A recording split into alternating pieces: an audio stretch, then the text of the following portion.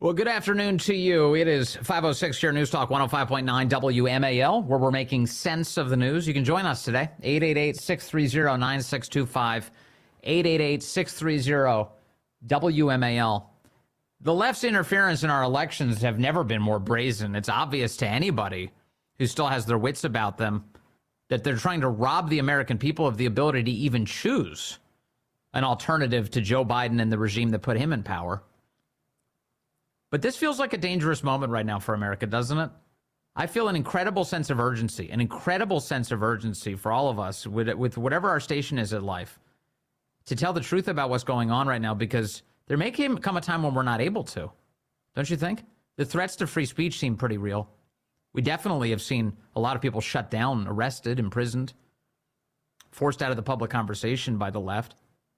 They have a by any means necessary approach to power, and nobody has studied this really better or is more eloquently able to share it than my next guest.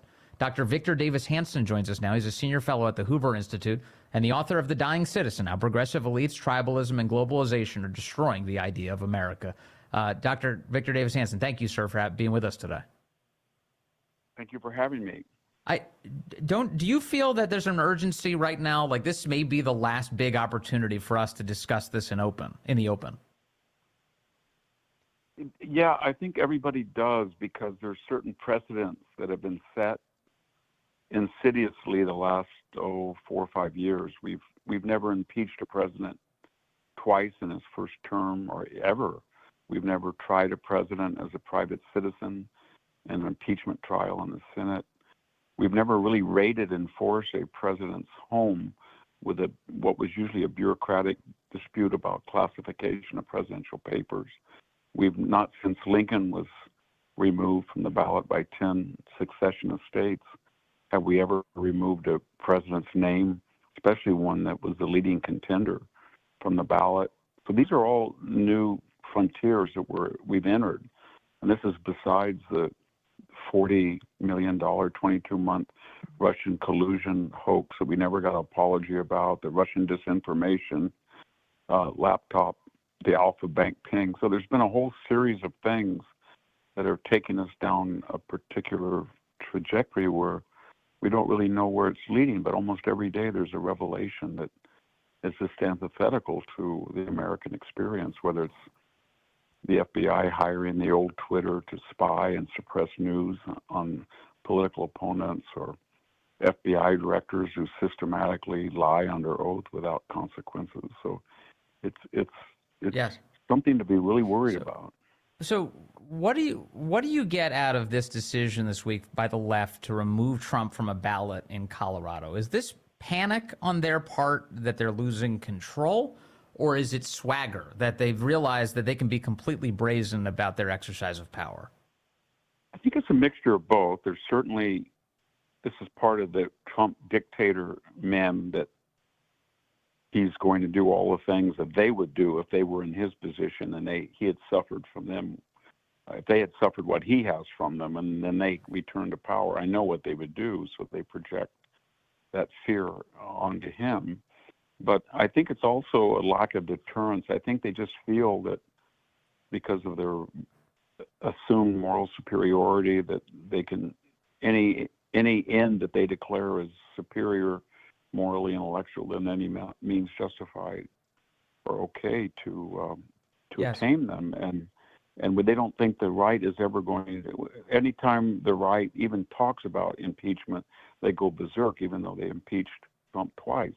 Anytime the right says maybe we should subpoena a presidential son, they go crazy, even though they did it with Ivanka and Jared and the Trump boys in various lawsuits at January 6th. Anytime you talk about a whistleblower, suddenly they're the nefarious characters in the IRS, where before we were told that the whistleblower, Eric Ciaramella and Vindman, were iconic. So they just don't believe that anything can be reciprocated, because Right. they know that if we were to do the same thing they were doing, the country would descend into a spiral of chaos and destruction. And that makes kind of the Republicans, they have to play the adult, and the left plays the irresponsible adolescent, with the idea that the adult would never do what the adolescent is doing. Right. The kid keeps hitting the parent, but the parent would never strike back because of the strength Yeah. difference. But Yeah. but it does seem to me that, like, that they have Republicans mostly billed correctly, though, because they decided this week to remove Trump from the ballot in Colorado, although it was suggested by a couple of people. I think Dan Patrick, the lieutenant governor of Texas, said this. Republicans, I can't even imagine them removing Biden on the basis of an accusation in any state, as much as I am hearing some people this week say, hey, turnabout is fair play. Yeah, they just, you can imagine doing that. They would go crazy if you even suggested. And there's a lot of grounds, according to their logic, to do so, because when you read that Section 3 of the 14th Amendment, the last clause is, if you aid or abet enemies of the United States, well, there's no greater enemy of the United States than the Mexican cartels.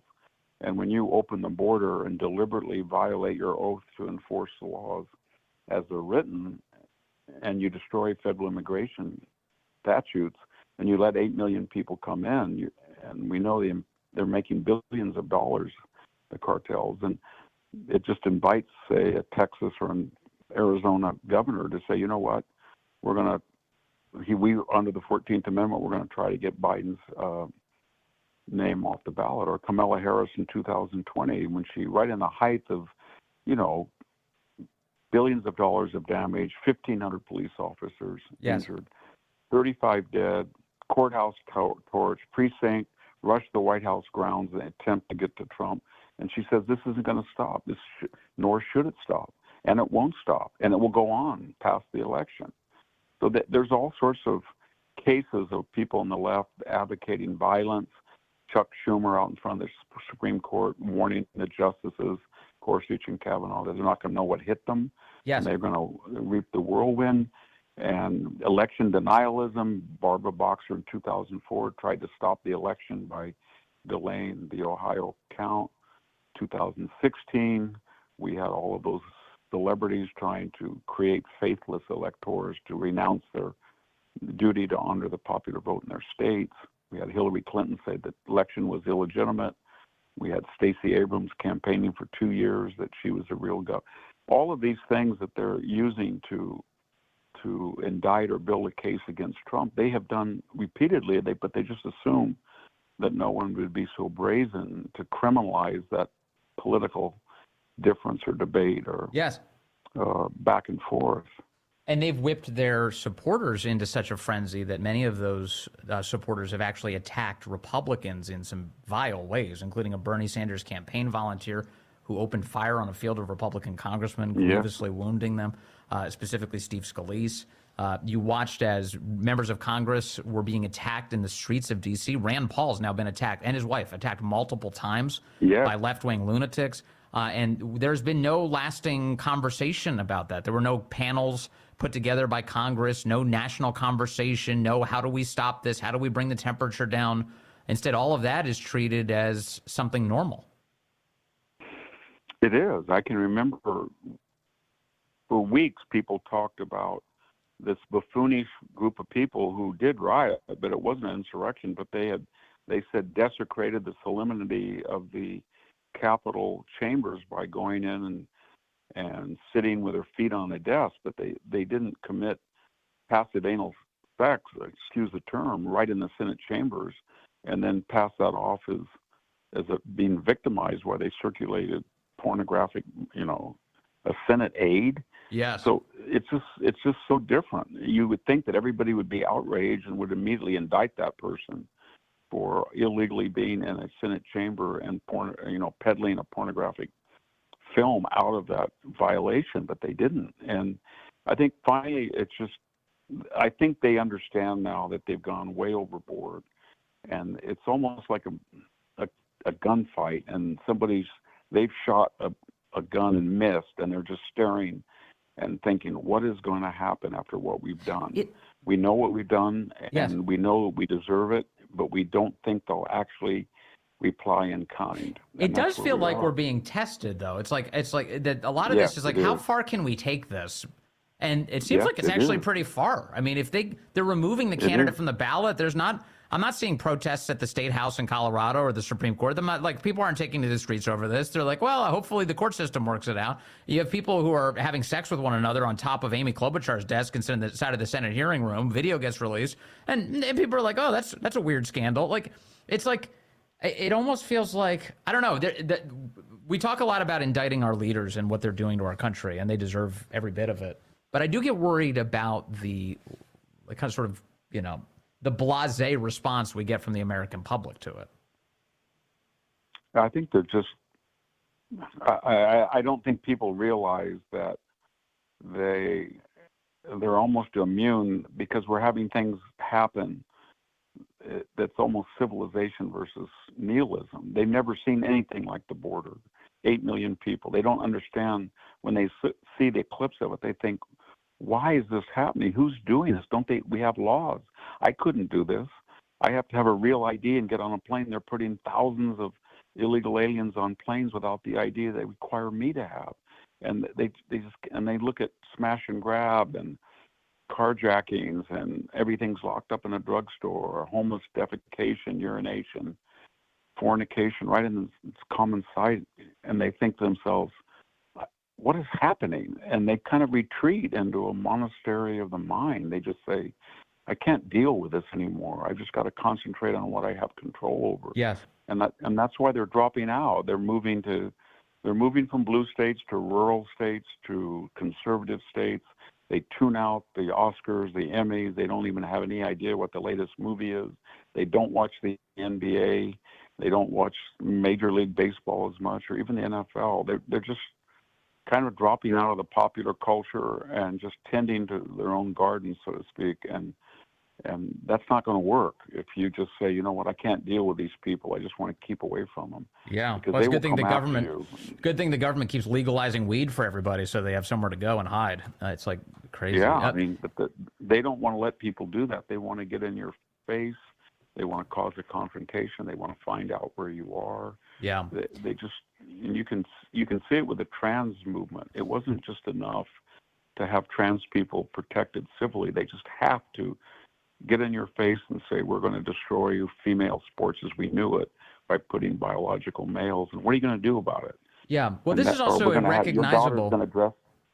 I'm sorry. Your daughter's going to be in a locker room with a man with testicles and a phallus, and what are you going to do about it? And right, exactly. I don't know. It's almost like a revolutionary. It reminds me so much of the 19th century anarchist movement, where people did that in Europe, where they tried to blow up stuff and destroy statues and just topple governments by the sheer barbarity or crudity of just nihilism. And this left has become nihilist, whether it's the border or crime or energy. They just want to shut things down and destroy it. What was the goal of that anarchist movement? What were people pursuing by causing that chaos? They were trying to show that they were trying to reveal the impotence of government, and that the establishment could not stop people setting off bombs or assassinating people or mobbing institutions or toppling statues or vandalizing things. The idea was, and we saw it in the 60s when I was a student, there was a lot of anarchy. And the idea, I can remember being at UC Santa Cruz, and protesters, right, they went out and they let all the cows out of the university pasture just so the cows would go through the streets. And what are you going to do about it? And that shows you what we think of your rules about safety and farming. It was just an assault on the senses. I can remember being in a class where professors would come in and say, if you want to pass wind, or if you don't want to wear socks, or you can do whatever you want in our class. But it was a revolt against culture, civilization, norms. And in that process, you discredit them. Yes. And then a new paradigm comes in. And we know what the new paradigm is. It's the DEI woke, equality of result, anti-meritocratic system. And they've been very successful at it. They really have. They've changed the whole world of universities, admissions. You saw those 3 college professors. They just flat out said, basically, we don't have a problem with somebody who calls for the destruction of the Jewish people or Israel. And they knew when they were looking at us that they were lying, that if you just substitute black or Latino or trans or gay, and you would be expelled in 2 seconds for saying Yeah. something like that. Yeah, for And they knew sure. it. And that makes a lot of sense. In other words, if your life is personally disordered, you begin to become convinced you don't want anyone else to have the comfort of order. And the left the is idea. That's what they're trying to do. They're trying to say you don't want to meet us on climate change. You're not going to be able to buy a gas oven. How do you like that? yes, You think that you're going to be protected in your little white Christian male heterosexual enclave. Well, we're going to have 8 million people cross the border, and you see how you like it. Or we're going to have a carjacker in your neighborhood or smash and grab, and he's not going to have. He'll be out the same day that he assaults you. What do you think of that? Or it's kind of this critical theory. It's the only reason that you have laws against stealing Adidas is because you don't have to steal Adidas. So you hurt people by passing laws that they can't steal Adidas, and therefore they have a right to steal them because it's an arbitrary construct. Yes. It's very sick what they're doing, but it's nihilistic. All right, last question for you, and I'm always so grateful for your time, Victor Davis Hanson. Yeah. Predicting forward, I think right now a lot of conservatives are saying, okay, maybe we can win in the Supreme Court, get Trump's name back on the ballot, and stop this nonsense. But my sense is that the left isn't just going to stop with this, that things are only going to escalate if they don't have their way. When legitimate means fail them, they turn to force and violence. Isn't that the case? Yeah, I think they have a great confidence of Molly Ball's Time essay that just reviewed the 2020 election. They have great confidence that they have the money to absorb the work of registrars, drop boxes, mail-in voting, early voting with very little percentage of rejected ballots, just what they did in 2020. So I think they still feel that they can get their agenda through, even though it doesn't have popular support, and their candidates through by their influence, the control of institutions, the media, academia, corporate boardroom, and the sheer amount of money at their globalized disposal. And, Silicon Valley, the billionaire class. So I think they're very confident that they don't really care. They don't really worry that all of their issues or that Joe Biden is really unpopular. They think they have other means to achieve their goals, and it may be violent. And we saw that in May.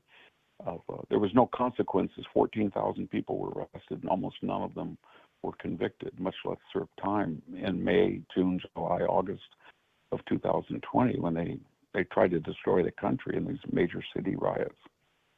Well, Dr. Victor Davis Hanson, I'm genuinely appreciative of your time today, as always. Please have an excellent Christmas, and we can't wait to talk to you again soon, sir. Thank you very much. On that Harvard president who lied throughout her career. Even the New York Times is now saying it's problematic. The details ahead on the Vince Coglianese Show. Hey, good afternoon to you. It is 5:35 here, News Talk 105.9 WMAL, where we're making sense of the news. You can join us, 888-630-9625,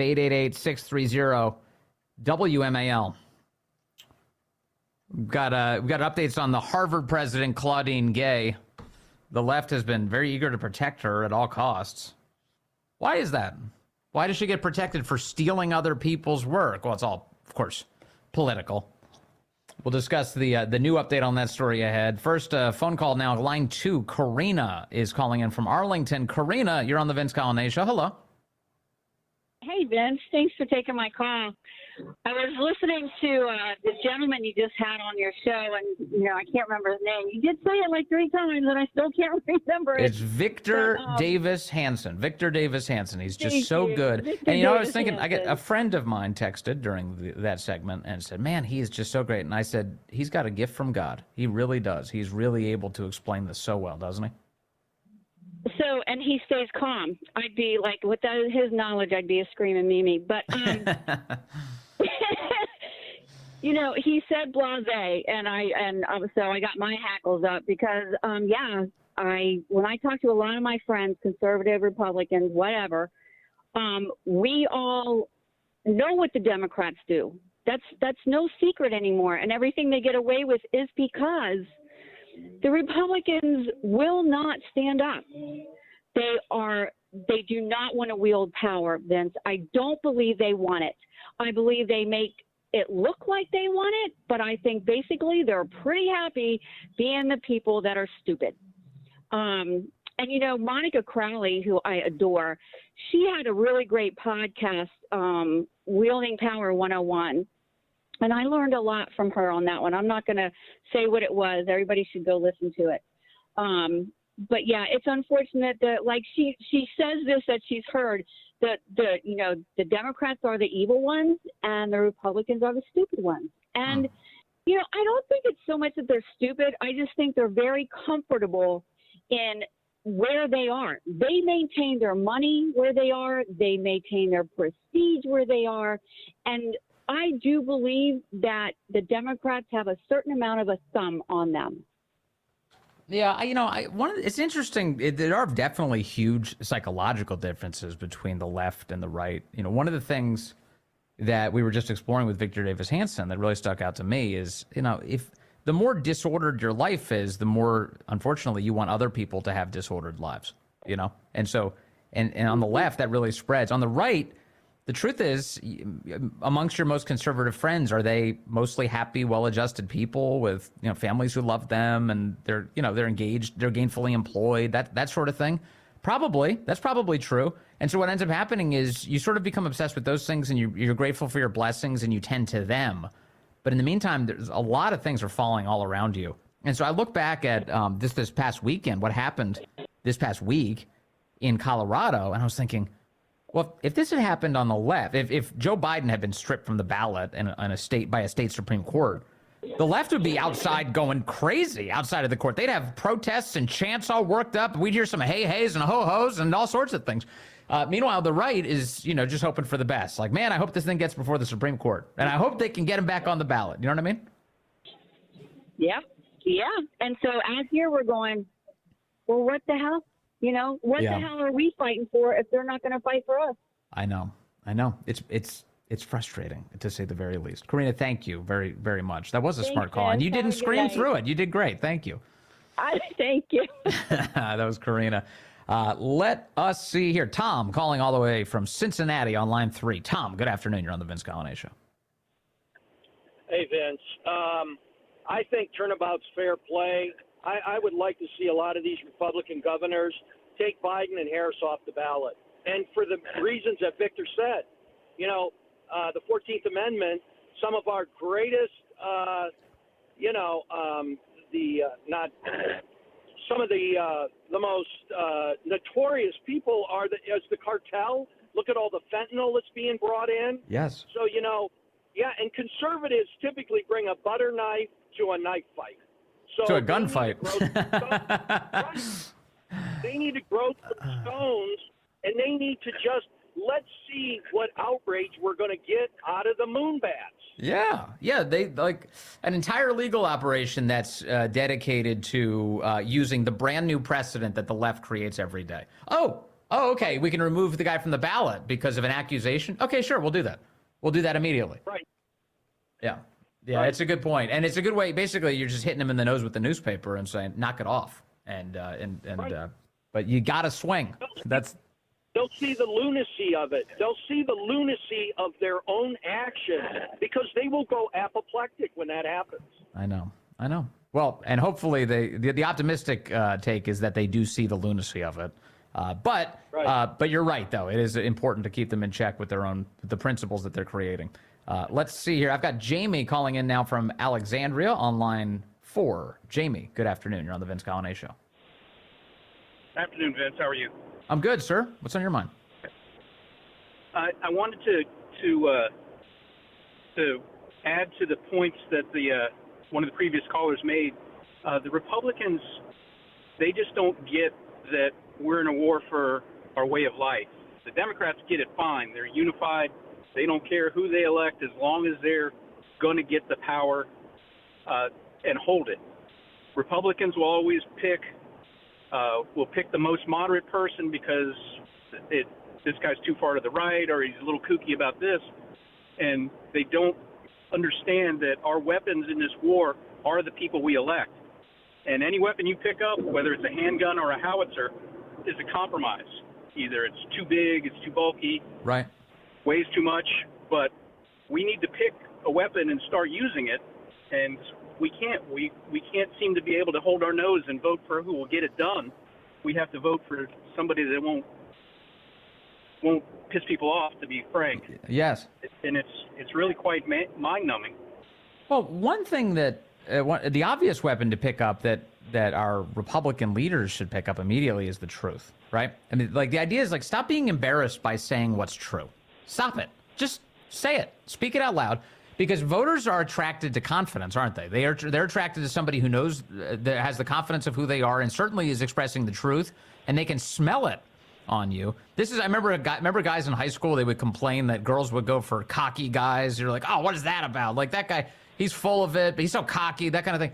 But in reality, it was kind of an expression in the same way that we view in politics. It's like the left is completely cocky about the most insane things. And somehow, they do pick up votes. I mean, obviously, they meddle plenty, but they pick up votes from people. And what is that about? And why can't the right just express truths? Voters are deeply attracted to honesty, to integrity. Stop being such cowards. They can smell it on you, Jamie. They can smell it when you're taking half steps and trying to please everybody and suck up to everybody and yet achieving nothing. And we have the truth. The problem is our Republicans, our elected officials, take that truth and they put it in a box and mark it break in case of emergency. Right. So we hold it like it's some secret, and and we can't use it. We should be plastering it on every billboard, putting out to any press that will listen. Yeah. But that game is lost. But if you're going to hold the truth and lock it away, no one's ever going to see it. No, it's powerful. This is what I was talking about with Tucker yesterday. Tucker Carlson was here. We were talking about the power of words. You can find it throughout history, certainly in the Bible itself. In the beginning, there was the word. It's about expressing the truth every chance you get. Jamie, thank you for doing that today. I appreciate the call. Let me see here. Merry Christmas to you. I've got Brian in Mount Airy now, line 3. Brian, good afternoon. You're on the Vince Colonnade Show. Hello, Brian. Hey, Vince, how are you? I love your show. I just, I'm hearing what your callers are saying, and the bottom line is either by a pure stupidity or by design, the Democrats love misery. Everything they touch, everything they do creates misery and havoc. And I'm very, very worried for my kids, and if I'm ever lucky enough to have grandkids, because I always felt like my parents before me wanted me to live better than them, or at least, improvements in the whole American culture. Yes. And I just see that going down the drain. And it's not only petrifying, but it is unbelievably depressing. After this call, I'll probably put on some Christmas music and forget about it. But, I mean, I don't know. And the thing is, I don't even know what to do. I've been in law enforcement for almost 30 years. Yeah. I did time in the military. God bless you. It's what do you do? I mean, what are we supposed to do? Yeah. Well, I mean, step one is definitely identifying the problem. That's always step one in any problem you encounter in life. And you're totally right, Brian. I mean, you're helping do that for sure, because what they're doing is evangelizing self-loathing. So they hate themselves, and they've decided that no one else is allowed to be comfortable with themselves, so they should hate themselves too. And then they spread that all over the place, and it's unfortunately getting everywhere. So that's step one.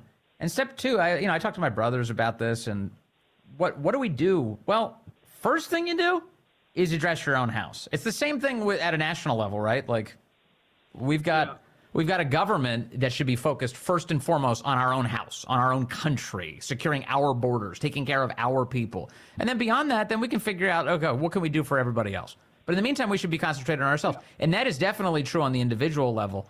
We should be concentrated on our families, shouldn't we? The most important unit of government is the family. The most important.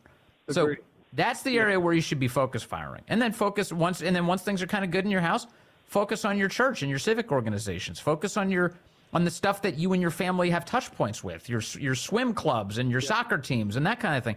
And basically create healthiness in all of these really important small units so that the big ones, like our country, can get back on track. I think we all have some sort of role in that.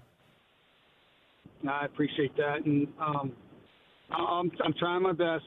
Merry Christmas. Well, you've definitely played your role. I mean, all of your public service does not go unnoticed. Thank you, Brian. God bless you, and thank you for your service. Thank you. All right, let's see here. Well, I do, like I said, I do have Claudine Gay to tell you about, but the conversation here is just so great. Really appreciate all these calls. Dave is calling in from Severna Park on line 2. Dave, you're on the Vince Coglianese Show. Hello. Hey, Vince. Good evening. Good to be back with you. Thanks, sir. Thinking about what Corinne was it Corinne? Yeah, whatever. I call her Corinne. There's, we try different things. Not the spokesperson. Your caller earlier. I'm sorry. Yeah. The difference between Republicans and Democrats. Democrats play the long game, and they're absolutely devious and insidious. And Republicans have always just been at rest, just trying to maintain the status quo. But Democrats are dynamically seeking change. And as the Republicans have just sat there year after year, decade after decade, electing people who won't upset anybody, won't necessarily make big changes and get things done, but they won't upset anybody. Right. They've got forum. Well, because that's more important than results. Look, I mean, and here's a reality, Dave. I mean, life does. I mean, culture does change over time, no question. I mean, we see everything fads and fashions and these types of things, but it has to change because technology changes. Well, for sure, but it's about the pace of that change, for one, and two, it's about the direction in which you're headed. So, this is one of those things. The idea of calling something progress, it's a progressive. Well, where are you progressing towards? What is the goal? It's one thing as a society for things to get better, but if you veer off the road and start driving towards the cliff, we should stop that and we should turn around.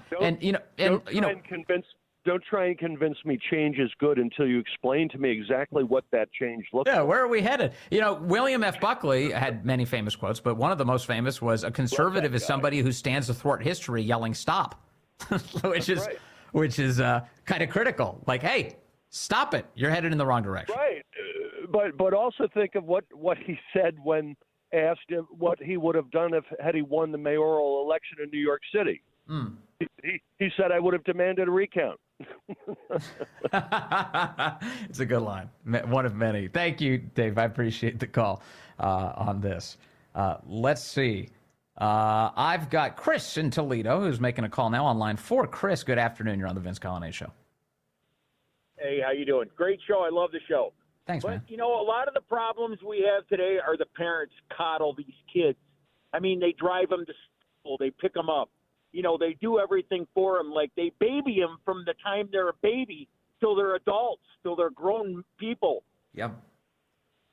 It's disgusting. Yeah, the helicopter. I got the crap kicked out of me by my older brothers and my mother. Because I didn't want to do what I was supposed to do.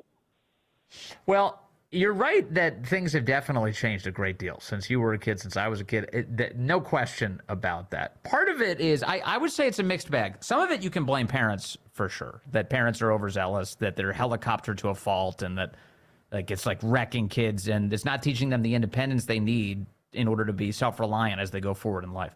The other side, it kind of depends on the community you live in. I know we're here in the Washington, D.C. area, of course, and one of the things about this area is the whole world comes here and not everyone knows their neighbors. So a lot of us grew up in communities where you did know your neighbors. In my case, I grew up on a lot of military bases, so it wasn't a big problem about trusting who the neighbors were. We were on our bicycles and gone. We'd come back many hours later and it'd be fine. It'd be no problem.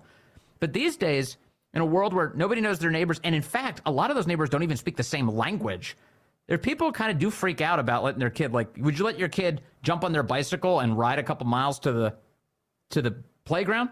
Would that happen these days? And a lot of parents are going, no, they wouldn't. And so I kind of think it's a combo but it's a wise point. I mean, we all play a role, and you've got to raise your kids to be ready for that fight, to be independent, and to make decisions out of your sight. That's the only way they're going to survive in life and be happy, well-adjusted, conservative human beings. It's fine. Yeah, as promised, the president of Harvard has been caught stealing more and more and more work from actual scholars. And, the left is making excuses. New York Times headline today, this is how they have to be pained to even write about this. Harvard finds more instances of duplicative language in president's work. Duplicative language? What are these euphemisms for plagiarism that they're wielding? And has anyone ever used this before in a news story? Is this the first time it's appeared in this way? Harvard University, in the face of mounting questions over possible plagiarism in the scholarly work of its president, Claudine Gay, said on Wednesday it found 2 additional instances of insufficient citation in her work. That would be plagiarism. The issues were found in Dr. Gay's 1997 doctoral dissertation, in which Harvard said it had found 2 examples of duplicative language without appropriate attribution. Oh, it's theft. It's plagiarism. Just use the common language. Last week, Harvard said an earlier review had found 2 published articles that needed additional citations, and that Dr. Gay, would request corrections. Meanwhile, the left is doing everything they can to defend this lady. Author Walter Isaacson was on CNBC and said, it's not that bad. Plagiarism in Harvard. And I mean, what a bizarre set of circumstances that we're seeing there with the 700 faculty member, Jason Furman. I can't figure that out. What do you think should happen there? She got any issues with plagiarism? Is she too big to fail for woke reasons? At the moment, she is. For woke reasons. Well, because you can't just run a president out. It's going to take time. Harvard is the host asked for woke reasons because he's saying she's a black woman, so Harvard won't can her because she's held to a different standard on the basis of her skin color. And Liz McGill out. Right, and I don't think that was the greatest of all things. I think you got to take your time here. This has got to play. Harvard's been around almost 400 years. It's going to be around another 400 years. It's even on the Gaza thing. You think, okay, everybody should catch breath for a minute or two, assess things. I think this will play out. I don't think the plagiarism stuff is all that bad. This is a writer. I do think it's part of the atmosphere. This guy's entire livelihood is predicated on his writing. Oh, yeah, stealing the written work of someone else who did it originally. It's totally fine. I don't think it's that bad. Okay, go ahead and steal Walter Isaacson's work and see how quickly you get a cease and desist. What if the students did that? They'd be out of Harvard immediately. I've gone through it all. It's some of it is, there are a few where What if you did it? You would never do that. Yeah, I know. I'm pretty careful. Or have you? Footnotes all over the place. You're enabling. I have more self-respect than that, but it's not a big deal that she did it because she has no self-respect. What is he even talking about? Who knows? But I can tell you, Mark Levin's fantastic program up next right here on WMAL.